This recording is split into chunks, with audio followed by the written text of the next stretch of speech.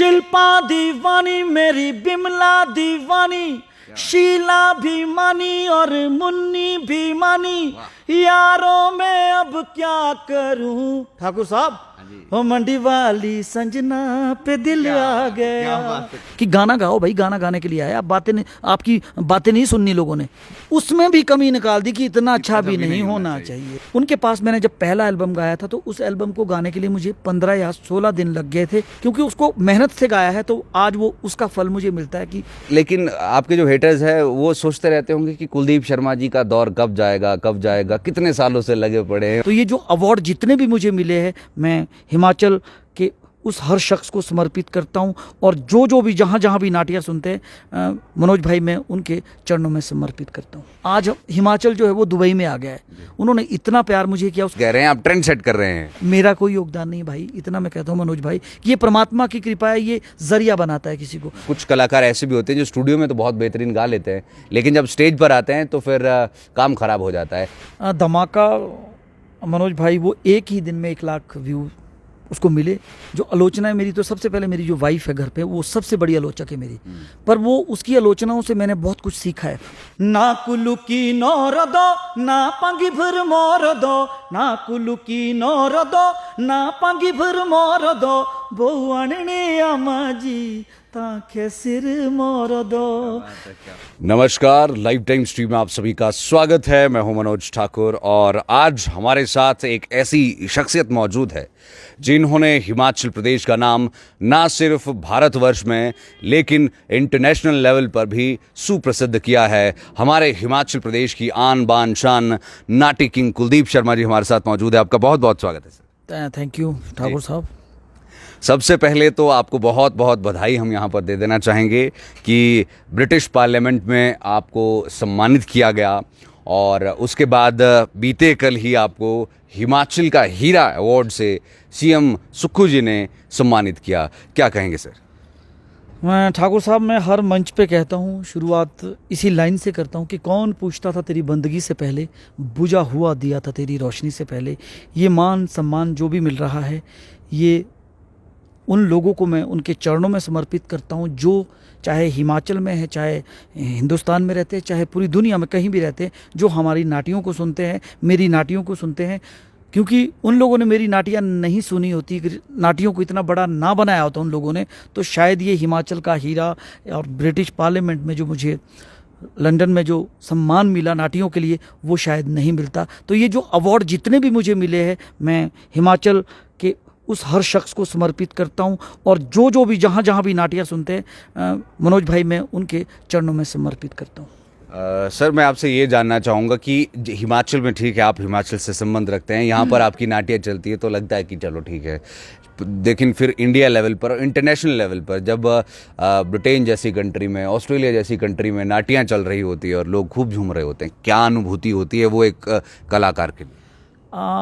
देखिए मनोज भाई, मैं अभी दुबई में प्रोग्राम करके आया पिछले साल। तो मेरा वो पहला इंटरनेशनल प्रोग्राम था। उससे पहले मैं कहीं भी नहीं किया था प्रोग्राम। तो जब मैंने वहाँ परफॉर्म किया तो लोग तो वैसे कम थे, 300-400 लोग थे, पर भाई साहब 300-400 लोग थे। वो 300-400 लोग ही नाच रहे थे। उसमें बहुत सारे लोग बुजुर्ग भी थे। तो उन लोगों ने मुझसे कहा कि कुलदीप जी, हम आपको यहाँ सुनते हैं, पर आज तो ऐसा लग रहा है कि आज हिमाचल जो है वो दुबई में आ गया है। उन्होंने इतना प्यार मुझे किया। उसके बाद तो फिर मेरे लगातार, फिर मैं इंग्लैंड भी उसके बाद गया, फिर मैं और 1-2 कंट्री भी गया। तो मतलब ये लगता है कि नाटियों, आज जो नाटियाँ हमारी है वो आज पूरी दुनिया में सुनी जा रही है। जैसे पंजाब के सिंगर परफॉर्म करते हैं पूरे इंटरनेशनल लेवल पे, तो वो दिन दूर नहीं है। अब शुरुआत हो चुकी है। तो आने वाले कलाकार जो हमारे हिमाचल के जो भी नाटियाँ गाते हैं, तो उनके लिए एक ये थोड़ी मियाँ मिट्ठू वाली बात हो जाएगी। ये परमात्मा की कृपा है भाई। ये आप बिल्कुल ठीक कह रहे हैं, क्योंकि जब रिमिक्स का दौर आपने शुरू किया था, उसके बाद फिर रिमिक्स चलना शुरू हो गए। अब आपने इंटरनेशनल अब जब दौर शुरू किया है, तो ये मुंह मिट्ठू नहीं, आप बिल्कुल सच बात कह रहे हैं, आप ट्रेंड सेट कर रहे हैं। जी मनोज भाई, तो मैं ये चाहूँगा कि जो आने वाली जो हमारी पीढ़ी है वो शायद अब नाटियाँ जो गाते हैं वो नहीं कतराएंगे। नहीं तो एक समय ऐसा आ गया था कि नाटियों को, मतलब ये कहूँ आपको मैं कि हिमाचल में मानो जिला सोलन का गिद्ध है तो सोलन में ही सुनते थे, शिमला की नाटी को शिमला में सुनते थे, सिरमौर का अलग था। पर आज हमारे हिमाचल का कल्चर एक नाटी बन चुका है।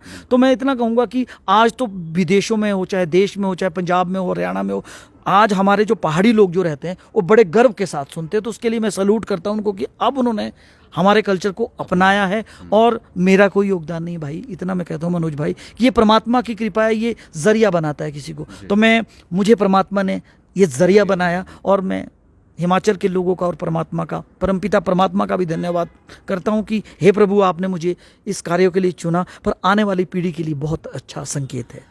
शर्मा जी, आपसे ये हम पूछना चाहेंगे, आज के जब हम युग की बात करते हैं, आजकल टेक्निकलिटी या एक तरह से कहे सॉफ्टवेयर एंड ऑल ये सारी चीज़ें बहुत ज़्यादा हो गई है।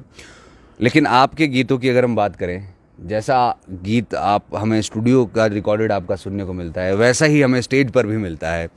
और मैं कुछ नाम नहीं लूँगा, लेकिन कुछ कलाकार ऐसे भी होते हैं जो स्टूडियो में तो बहुत बेहतरीन गा लेते हैं, लेकिन जब स्टेज पर आते हैं तो फिर काम ख़राब हो जाता है। आपने कैसे उस स्टूडियो और स्टेज वाली फील को एक करके रखा है? ठाकुर साहब, मैंने इससे पहले इस विषय में पहले भी मैंने बात की है कि मैं अपनी बात करूं कि जब मैंने गाना शुरू किया था तो उस समय दौर था 94 में लाइव गाया जाता था, चाहे आकाशवाणी शिमला से तो आज भी लाइव रिकॉर्डिंग होती है।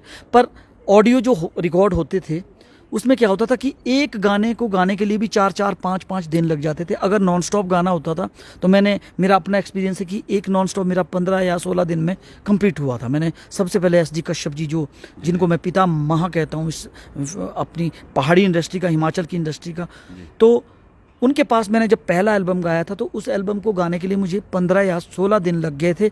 तो आपको मैं बताऊं कि अगर मैं गलत हो जाता था और पूरे म्यूजिशियन, शहनाई वाला है, बांसुरी वाला है, ढोलक वाला है, तबले वाला है, सरंगी वाला है, वो सब बढ़िया बजा रहे हैं और मैंने गलत कर दिया तो उनकी भी बाट लग जाती थी। अब ये देखो कि फिर दोबारा से फिर रिकॉर्ड करना पड़ता था। तो मैं ये आपको बताऊं कि एक भी आदमी गलत नहीं करता था। अगर गलत हो गया तो फिर दोबारा रिकॉर्डिंग होती थी। तो आप ये देखिए ठाकुर साहब कि वो गाना जब 50 बार रिकॉर्ड होगा, पर जब वो उसके बाद निखर के आएगा ना तो वो कितना ज़बरदस्त आएगा। और फिर वो उस गाने को फिर आर्टिस्ट स्टेज पे गाएगा। नेचुरली वो उसने इतना घिस घिस के गाया है तो वो स्टेज पे ही बढ़िया। आज गाना बड़ा आसान है, आज हम भी उसी फॉर्मेट पे गाते हैं। म्यूजिक तैयार है, तबला बजा है, ढोलक बजी है, शहनाई बजी, आएगा सिंगर, एक एक लाइन को पंच पंच करके गाएगा और गाएगा। उसके बाद क्या होता है कि वो गाना तो हिट हो जाता है, पर स्टेज पे नहीं गा, बस स्टेज पे फिर वो कहाँ से आएगी वो बात, वो इफेक्ट लगेंगे, बड़ा उसमें पीछे से बड़ा म्यूजिक का दम होता है आज के गानों में, आपको पता है। और फिर वो जब स्टेज पे गाना पड़ेगा तो भाई स्टेज पे गाने के लिए तो फिर दम चाहिए। मैं यही कारण मानता हूँ अपना, ये परमात्मा की कृपा है कि जितने भी मैंने गाने गाए, सैकड़ों गाने तो सुपर हिट है परमात्मा की कृपा से। पर आज मैं जब भी वो स्टेज पे गाता हूँ ना, क्योंकि उसको मेहनत से गाया है, तो आज वो उसका फल मुझे मिलता है कि वो आप वाली बात की वो स्टेज पे भी वैसा होता है, वैसा ही लगता है, सेम फील वैसा ही आता है कि स्टूडियो में गाना चला हो। और ये बात मैंने बॉलीवुड के सिंगर्स, जो बेहतरीन सिंगर्स है कुछ, उनमें भी ये बात है कि जब वो गाना गाने स्टेज पे भी आते हैं तो उसी बखूबी और उसी बाकमाल तरीके से जो है वो गाते हैं। सर, अब आपसे जब हम बातचीत कर ही रहे हैं तो आपने एक धमाका और निकाल दिया है जी सर। उस धमाके के बारे में आपका क्या कहना है, कैसा रिस्पॉन्स है? धमाका मनोज भाई, वो एक ही दिन में 1 लाख व्यू उसको मिले, तो बहुत ही, मतलब ये कहूँ कि आने वाले समय में बहुत सुपर डुपर हिट होने वाला है। लोगों को, मतलब ये कहूँ कि वो रील में एकदम एक ही दिन में सैकड़ों रील्स बननी उसमें शुरू हो गई, तो वो पहले दिन ही बता दिया उसने कि वो हिट होने वाला है। अच्छा, शर्मा जी, सभी के ना हेटर्स होते हैं, हेट करते हैं, मतलब चाहे अनचाहे आर्टिस्ट का ऐसा होता है। तो लेकिन आपके जो हेटर्स हैं वो सोचते रहते होंगे कि कुलदीप शर्मा जी का दौर कब जाएगा, कितने सालों से लगे पड़े हैं और अभी भी वही एनर्जी बरकरार है और बेहतर हो रहा है दिन प्रतिदिन जैसे जैसे आप आगे बढ़ रहे हैं। इस एनर्जी का क्या राज है और क्या कहेंगे आप उन लोगों को जो इस चीज़ का इंतज़ार कर रहे हो? ठाकुर साहब, हेट करने वाले बहुत ज़रूरी है, पर इतना ज़रूर है कि जो आलोचना है मेरी, तो सबसे पहले मेरी जो वाइफ है घर पे, वो सबसे बड़ी आलोचक है मेरी। पर वो, उसकी आलोचनाओं से मैंने बहुत कुछ सीखा है। वो मेरी अच्छी चीज़, जो बुरी चीज़ होती है उसकी आलोचना करती है।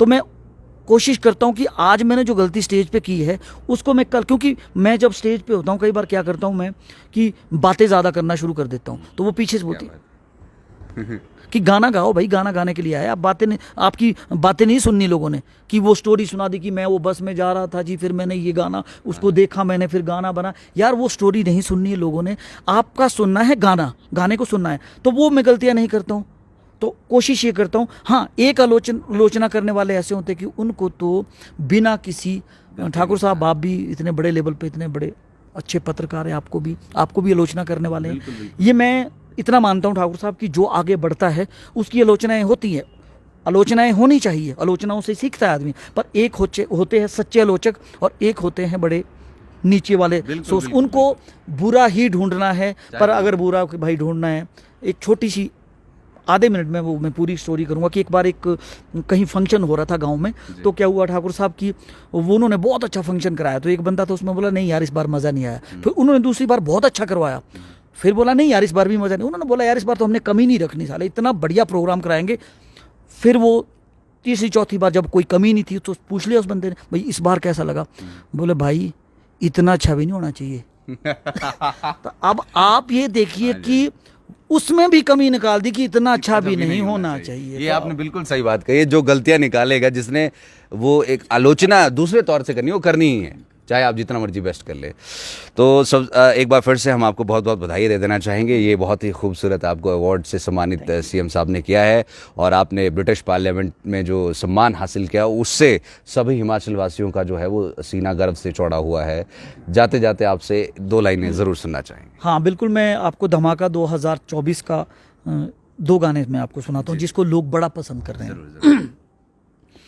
हो लाल पाया रोंगरा शरारा हो, नाटी नाचे तारा रा रा रा रा हो लूट लेनी मौज बहारा हो, नाटी नाचे तारा रा रा रा रा हो। ये गाना फिर मैंने सिरमौर की, मेरी मिस्टर मौर से मेरी शादी हुई है। जी जी।